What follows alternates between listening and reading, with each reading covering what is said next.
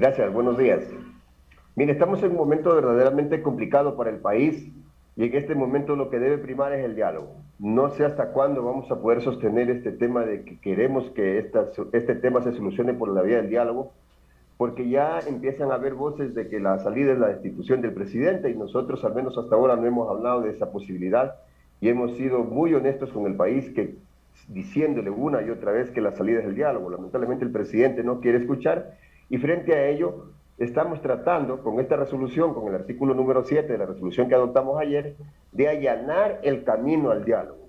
Porque tampoco el diálogo se hace con un chasquido de dedos de la noche a la mañana, ya, sentémonos a dialogar, dejen de estar puñeteándose en las calles y vamos, sentémonos a dialogar, no, o sea, así no se construye, así no se hace el diálogo, no, el diálogo se allana, el diálogo se va de una u otra manera desbrozando un camino hasta que se dice, bueno, ahora sí tenemos las condiciones, se generan las condiciones y una vez generar esas condiciones se pueden sentar a dialogar. Queremos generar esas condiciones y por eso llamamos a algunas instituciones para ver estas instituciones representativas como la Conferencia Episcopal Ecuatoriana, como la ONU y como otras instancias, sentarnos y decir, bueno, hagamos una propuesta de diálogo a las partes. Eso básicamente es lo que hemos hecho a través del artículo 7 que aprobamos el día de ayer.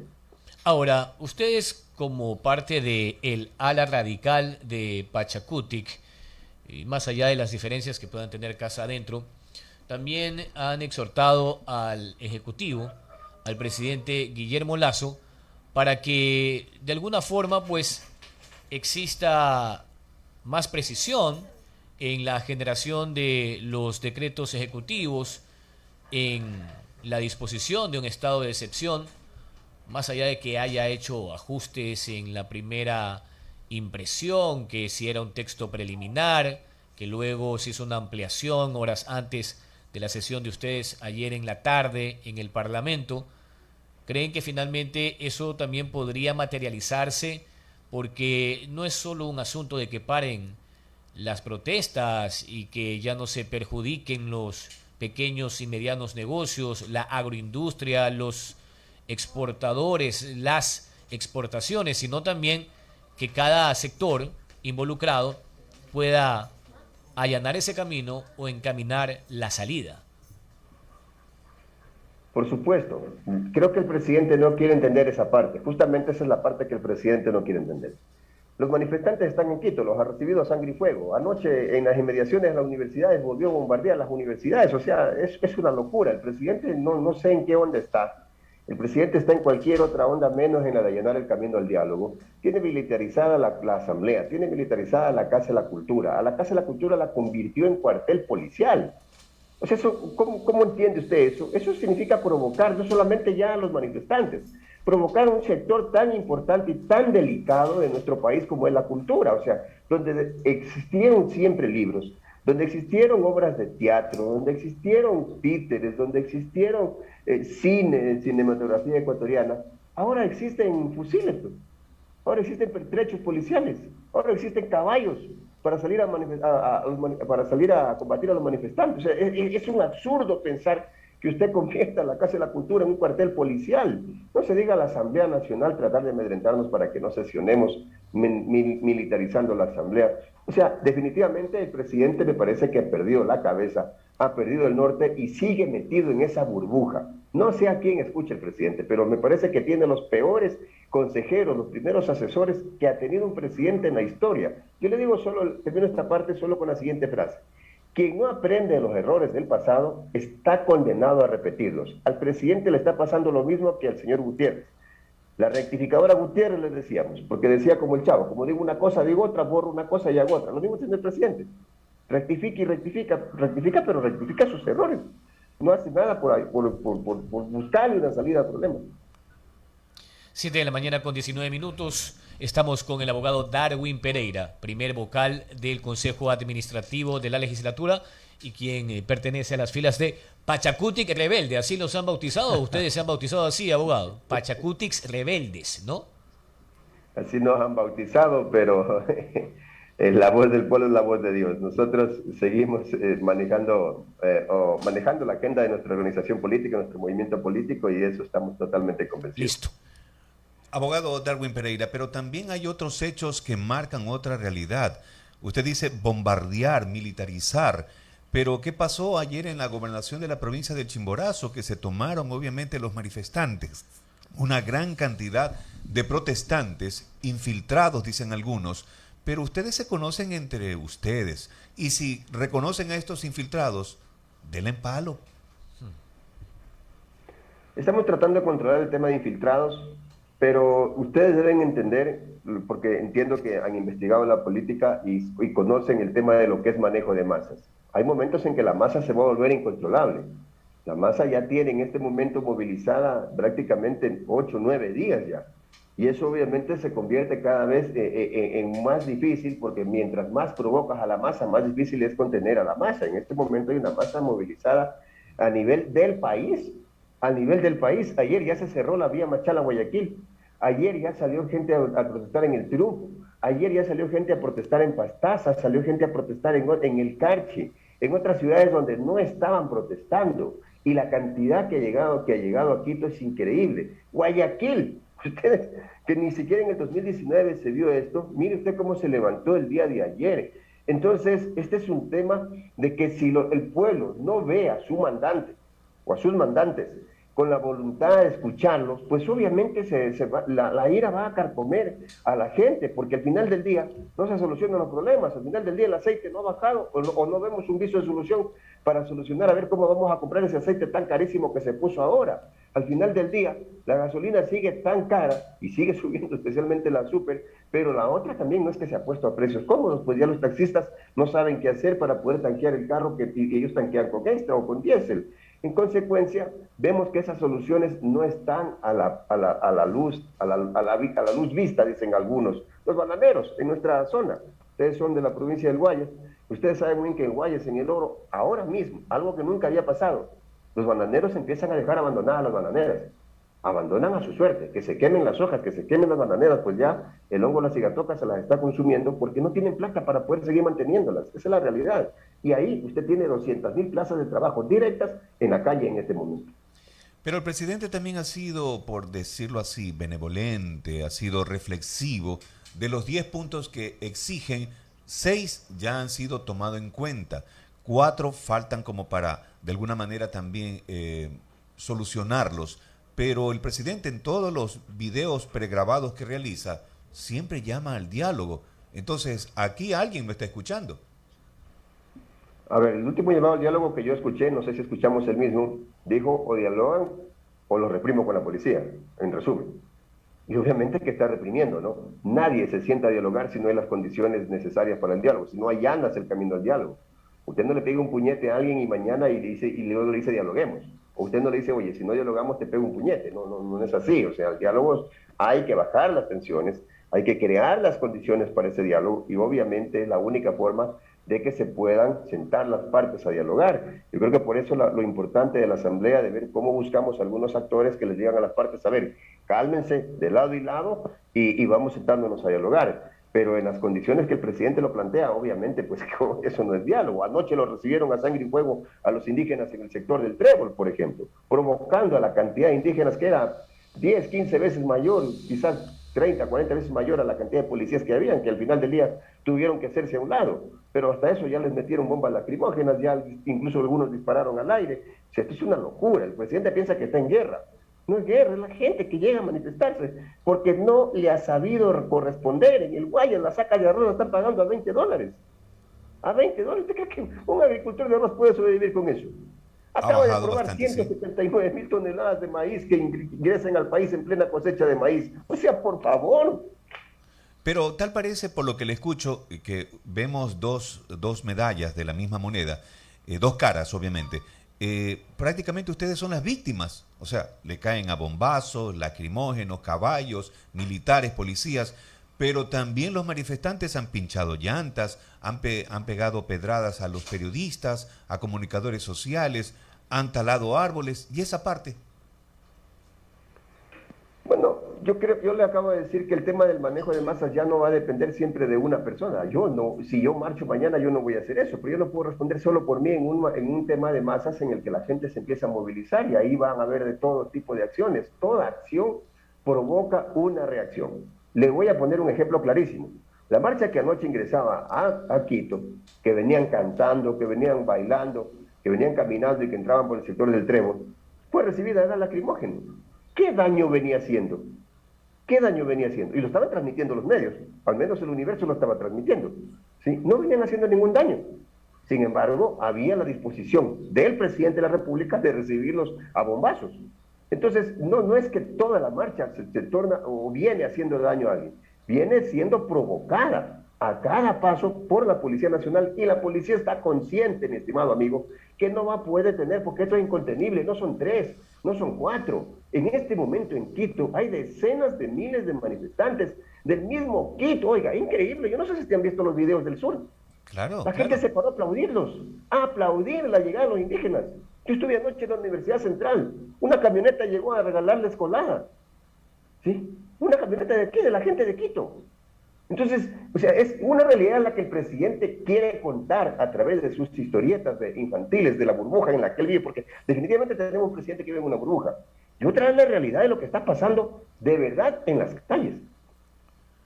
7:25, Jorge Escobar tiene más inquietudes. Sí, asambleísta. Bueno, finalmente, tras la destitución de su ex coidearia, Guadalupe Llori, y con la presidencia de Iván Saquicela, finalmente ustedes, Virgilio, perdón, siempre le cambiamos el nombre acá a ellos. Créame, todos. Ya están influyendo las cosas en el Parlamento. Eso por un lado, porque también hay otros asuntos en ciernes. La comisión pluripartidista que hoy analiza un supuesto incumplimiento de funciones de Yesenia Guamaní. Aparte de eso, pues se entiende que una vez destituida Guadalupe Llori, tiene que elegirse a una autoridad titular para que ocupe ese cargo que queda vacante al interior de la mesa legislativa. Abogado, ¿cómo avanzan esas cosas? Mire, un rotundo sí, y un sí, pero grandote, ¿no? Un sí inmenso, el tamaño del Océano Pacífico, porque apenas se fue Guadalupe Llori pudimos debatir la ley de uso progresivo de la fuerza. Que nos guste o no nos guste, con bemoles, con lo que sea, pero se debatió. Tenía 15 días en el escritorio de Guadalupe Llori cuando ella se fue, y no permitía, por andar cuidando su puesto, que se debate esa ley, porque no quería convocar a sesión. Se fue Guadalupe Llori y logramos debatir el tema de la salud, y en este momento está convocada la ministra de Salud. Bueno, por lo menos salió la convocatoria para la ministra de Salud que venga a responder, no porque no haya plata, ojo, plata tenemos, pero en este momento de sobra. Por si acaso, tenemos 9.000 millones de dólares afuera. Ya le explicaré más tarde en qué se está invirtiendo esa plata. Pero plata no es el problema es un pésimo manejo del sistema de compras públicas de los productos, de las medicinas que se necesitan, no solamente medicinas, de los equipos, porque usted va a un hospital y no hay rayos X, no hay tomógrafos, o sea, no están válidos, no están habilitados, porque resulta que sí hay, pero parece que lo deniegan a propósito. No hay laboratorios, hay que hacer todo afuera, hay que comprar todas las medicinas afuera, no hay especialistas. Entonces, frente a eso, ya se hizo una investigación de parte de la Asamblea y tenía en el escritorio de Guadalupe 3 meses y no se debatía. Después de la salida de Guadalupe Llori, logramos debatir la ley humanitaria, que era un imperativo derogar esos artículos laborales que, por ejemplo, permitían que los trabajadores sean despedidos sin pagarles indemnización, o que los trabajadores sean mandados a la casa con el cuento de rebajarles horas cuando era mentira, porque en esas horas que les quitaban a ellos, contrataban a personas por menor sueldo. Eso teníamos que eliminar, y se eliminó y se debatió 3 meses en el escritorio de ella. ¿Sabe lo que también dice la ley humanitaria? Y se lo conté, creo que aquí en esta emisora alguna vez, que ya no se pueden seguir votando los médicos a la calle, que se tiene que llamar a concursos de mérito y oposición, y aquellos médicos, aquellos héroes de capa blanca, a los que tanto le debemos nuestras vidas por su trabajo en la pandemia, que estuvieron en primera línea en la pandemia, hoy tendrán un 25% de puntos adicionales por el hecho de haber estado ahí, ofrendando su vida en primera línea en la pandemia. Cosas como esas no se podían pues debatir cuando estaba Guadalupe Llori acá. Era imposible. O sea, es una realidad cuando estaba ahí, es otra realidad cuando ya salió. 7 de la mañana con 29 minutos. Estamos con el asambleísta Darwin Pereira, primer vocal de el CAL, del Consejo Administrativo de la Legislatura, y de las filas de Pachacutic Rebelde. Para la última parte, asambleísta, ya se nos ha acabado el tiempo. ¿Ustedes creen que en algún momento se va a poder debatir el proyecto de ley para la generación de empleo y crear las condiciones mínimas que permitan finalmente que esta economía post pandemia y que ahora está más afectada por estas circunstancias que son muy típicas, muy connaturales de una protesta. En toda protesta primero se genera la escasez, esa escasez después termina en especulación y si no hay un control efectivo de parte de las autoridades, hablo de las intendencias, es lo que está pasando hoy en los mercados y supermercados. Pero una vez que se trate de superar esta coyuntura, ¿cuándo se van a sentar a analizar ya un proyecto de ley consensuado? Porque entiendo que hay una propuesta que en su momento se hizo con Pachacutic, claro, antes de sus problemas, con Salvador Quispe, se hizo una propuesta que se presentó en su momento y desde el gobierno pues aún no llega su propia. ¿Cuándo creen ustedes que finalmente ese proyecto de ley, que creo yo es lo urgente en el Ecuador, va a ser primero cohesionado, porque entiendo que hay algunas iniciativas, y luego debatido para su posterior aprobación? Mire, el tema no es de verlo desde ese punto macro tan sencillo, ¿no? Porque aquí hay una visión del presidente que pretende no consensuarla, sino imponerla, porque no quiso escuchar ninguna de las recomendaciones que mandamos a la Comisión de Desarrollo Económico donde se debatió el último proyecto de inversiones. Ninguna, se salió con la suya y puso todo lo que él quiso poner y al final del día ni siquiera apareció Daniel Noboa para que presente el proyecto, porque hasta el mismo Daniel Noboa no creía en lo que habían hecho ese Frankenstein que habían hecho ellos ahí en la Comisión de Desarrollo Económico. Y se cayó el proyecto por los propios errores del gobierno. O sea, un proyecto que ni siquiera aparece en el pleno de la Asamblea Nacional es un proyecto que nunca va a tener votos. Pero yo quiero ir más allá de este tema. El tema de generar empleo no es privatizando las cosas, como propone el presidente de la República. Pues. Solo en el tema bananero, para que ustedes tengan una idea, hay 200.000 plazas de trabajo directas, solo en la industria y la producción bananera. Pero a nivel de todo el sistema agrícola, usted tiene tranquilamente, y pregúntele a cualquier economista, 1.300.000 plazas de trabajo, que tanta falta nos hacen en este momento. Pero resulta que está desatendido el campo, que está desatendido el agro, y no necesita leyes. El Código Integral Penal establece que quien compre productos agrícolas y no pague el precio oficial va preso de 1 a 3 años. ¿Cuántos industriales hay presos, o por lo menos con procesos judiciales por no haber pagado los precios oficiales? Han comprado el arroz a precio de gallina blanca y nos siguen vendiendo $40 el saco a nosotros en los mercados, ¿sí? Y vaya a averiguar, o sea, cómo está el arroz en Salitre, $20 para un quintal de arroz, ¿sí? Entonces, mire usted quién está haciendo su agosto en toda esta crisis. ¿Y qué ha hecho el gobierno frente a ello? Nada. A $1 les pagan la caja de banano a los bananeros. ¿Qué ha hecho el gobierno frente a ello? Nada. A 30 centavos les pagan el litro de leche. ¿Qué ha hecho el gobierno frente a ello? Nada. Por último, fue a Uruguay a decir que va a importar carne y leche, como que si nuestra carne y leche no sirviera. Entonces, mire, el tema del aceite, que en este momento es tan caro. Ustedes sabían que desde el año pasado los palmicultores anunciaron al gobierno que había una plaga que estaba matando las plantaciones bananeras. De palma. Miles de hectáreas de palma se han muerto. Hoy, en este momento, ¿cuánta falta nos hacen esas plantaciones de palma para producir aceite de palma y tener una alternativa frente a la falta de aceite de soya o de maíz o de otras frutas, ¿no? O de otros productos que se hace el aceite. Entonces, no se ha atendido el campo. Ahora, en el país, nuestro país, el suyo, el mío, tiene en estos momentos afuera $9.000 millones. $9.000 millones así, ahí, sin hacer nada, amontonados, afuera, sin hacer nada. ¿Sí? ¿Y sabe cuánto hemos ganado por eso? $1,5 millones, porque nos pagan el 0.11%. ¿Usted cree que eso es justo? Y resulta que el presidente anuncia con bombos y platillos que el Fondo Monetario Internacional, y no sé si ustedes escucharon este anuncio, nos va a prestar $2.000 millones. Al 3, 4, 5, 7% que suele prestarnos el Fondo Monetario Internacional. Solo trayendo $1.000 millones y colocándolo en la banca para que se presten créditos productivos, solo $1.000 millones, usted puede beneficiar, ¿sí?, a miles de microempresarios que producen entre 1, 2, 3 y hasta 5, porque ese es más o menos el límite de producción de plazas de trabajo de las microempresas. Hasta 5 plazas de trabajo cuando le va bien a la microempresa. En este país, para que usted tenga una idea, existen 880.000 microempresarios legalmente registrados. No estamos hablando de gente que vive en la informalidad, no, legalmente registrados, con RUC, que facturan sus impuestos como microempresarios, 880.000. ¿Saben lo que significaría que a cada uno de ellos le preste $10.000, $20.000?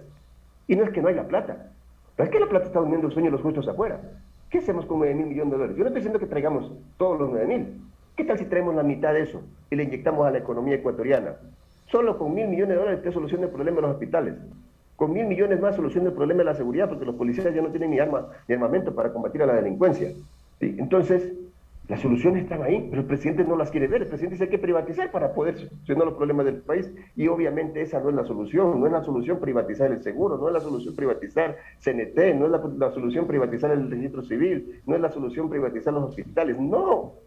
La solución es buscar las alternativas de generación de empleo, y la generación de empleo está en nuestros microempresarios y en el campo.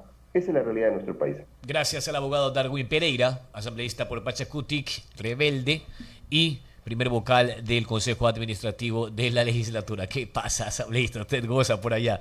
Nosotros también procuramos gozar, porque hay que darle buena cara al mal tiempo. Sí, señor. Buena cara. Un abrazo, asambleísta. Pase bien. Un abrazo, abogado gracias, Pereira. buenos días. Gracias, Pase buenos bien. días también. 7 con